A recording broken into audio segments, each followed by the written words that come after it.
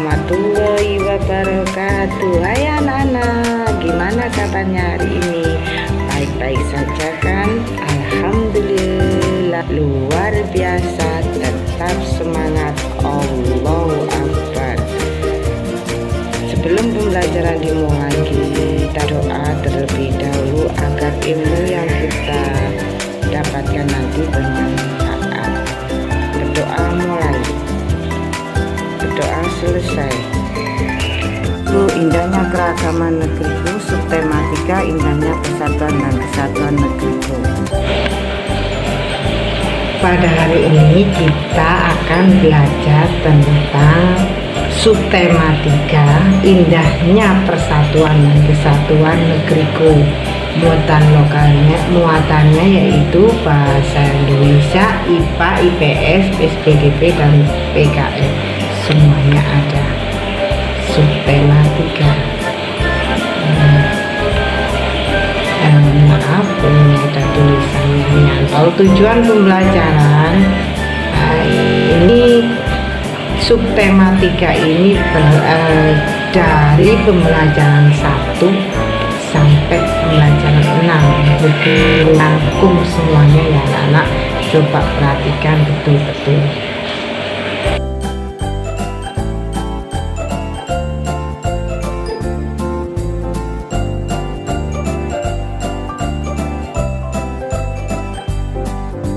Penting dan memahami keragaman dalam masyarakat Indonesia.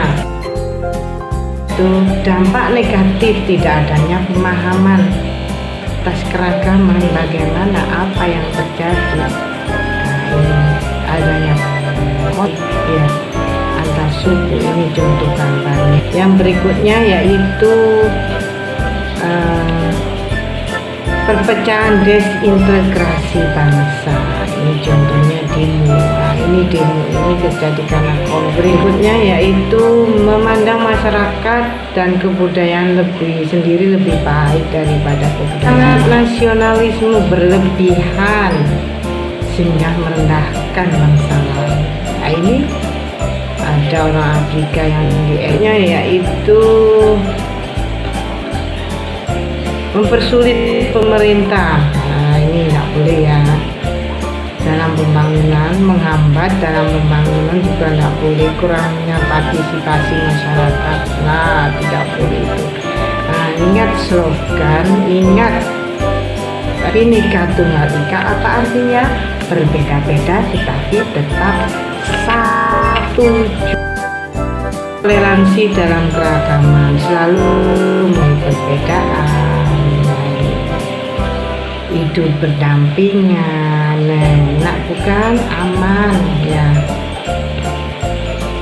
Nah, ini berinteraksi dengan baik. Nah, beberapa sikap yang harus kita hindari: memaksakan, acuh tak acuh, melanggengkan suku sendiri, mementingkan suku bangsa, cenderung memaksakan, yaitu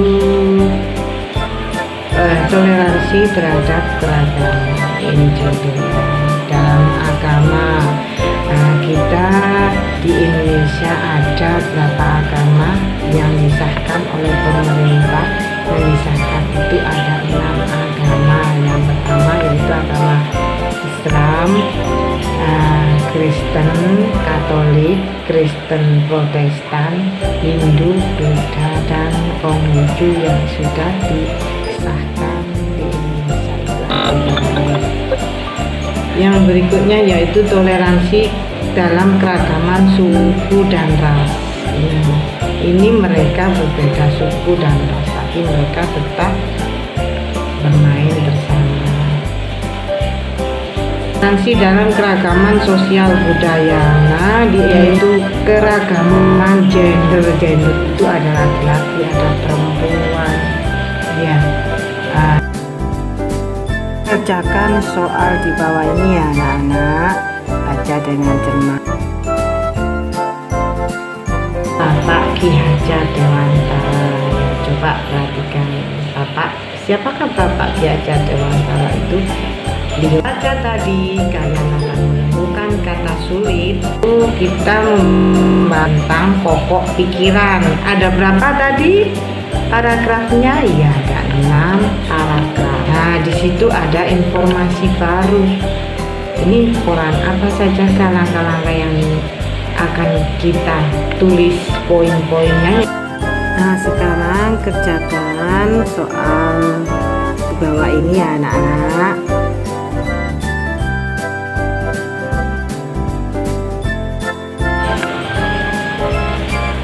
Hai, kita kembali lagi dalam pembelajaran tentang magnet. Apa yang guru bawa ini? Ya, di dalam magnet. Kok bulat Bu? Ya, macam-macam magnet itu bentuknya banyak. Nah, ini pada pembelajaran hari ini bentuk magnet itu pertama yaitu magnet ladang. Magnet ladang itu biasanya pada kapal kuda. Ya, terus yang berikutnya yaitu magnet batang. Batang itu biasanya digunakan oleh ibu-ibu penjahit, ya, penjahit untuk apa? Untuk menarik apa? Jarum, untuk menarik jarum-jarum kecil, yang ada yang berantakan biasanya. Dan magnet U ini biasanya digunakan untuk apa ya? Ya, untuk menarik benda-benda apa saja kah itu yang bisa ditarik dengan magnet. Nah, itu ada magnet silinder, magnet jarum, dan magnet yang berikutnya yaitu magnet keping. Nah, bentuknya macam-macam magnetnya. Ini yang buku bawa ini adalah magnet bulat.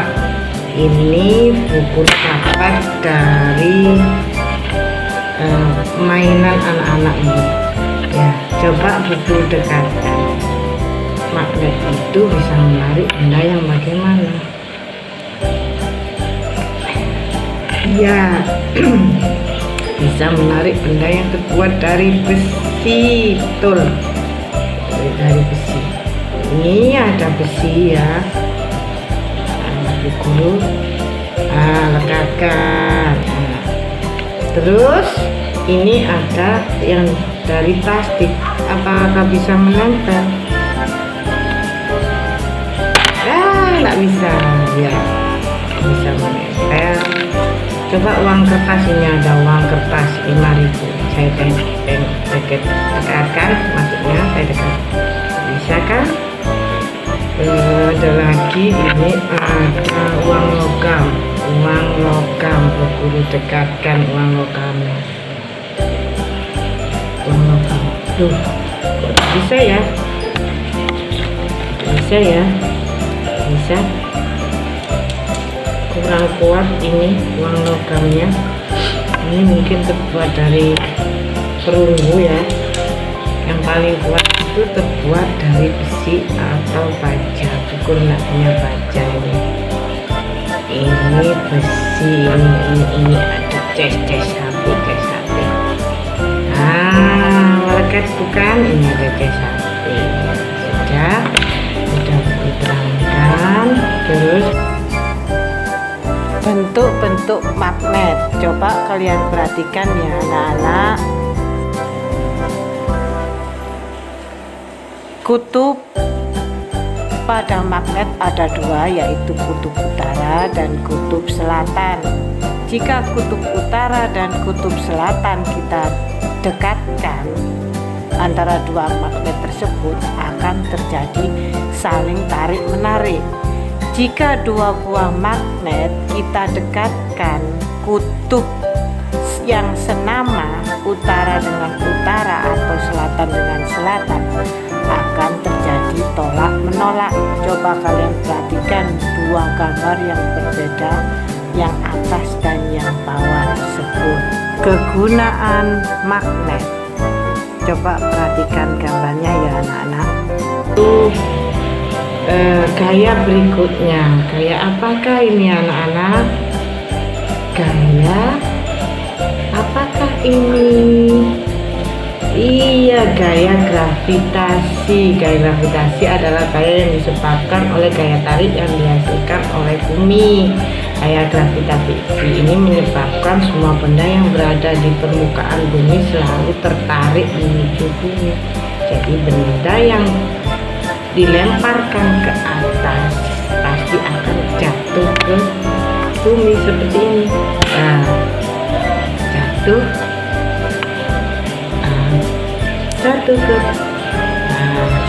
ke bumi ya. Contohnya ini seperti anak-anak ini, mereka bermain bola ya. Terus ini ada pohon apel yang jatuh dari pohonnya ketika sudah matang atau sudah masak ya, sudah tua, sudah mulai. Berikutnya apa ya? Berikutnya yaitu gaya gesek ya, gaya gesek. Gaya gesek itu berarti ada dua benda yang saling berdekatan, gesekkan. Coba tangan kalian gesek-gesek seperti ini. Apa yang terjadi? Bagaimana rasa tangan kalian?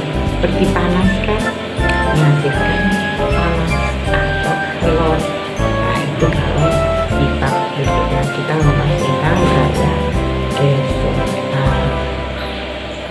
Gaya gesek adalah gaya berlawanan arah yang dihasilkan benda lain dipengaruhi oleh permukaan. Berlawanan arah yaitu namanya gaya gesek. Kalian baca sendiri ya anak-anak ya. Nah, waktunya mengerjakan soal.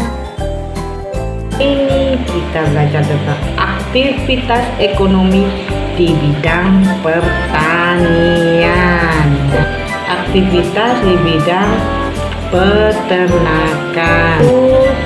Bidang apakah ini? Ini di bidang kehutanan. Itu ini ada pohon damar, yaitu aktivitas ekonomi di bidang pertambangan, aktivitas di bidang industri. Nah, berikutnya yaitu di bidang perdagangan.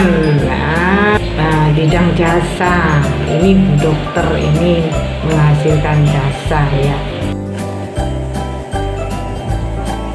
Waktunya mengerjakan soal. Dikerjakan baik-baik ya anak-anak. Pembelajaran berikutnya yaitu teknik tempel. Ya, kalian ini pasti sudah pernah bikin suhu ya. Sudah pernah bikin suhu membuat. Apa saja teknik tempel di sini? Coba yang pertama adalah montase. Perhatikan gambar di balik tulisan ini. Nah, ini adalah hasil karya montase. Jadi kalian harus bisa membedakan mana montase, kolase, mozaik, dan aplikasi.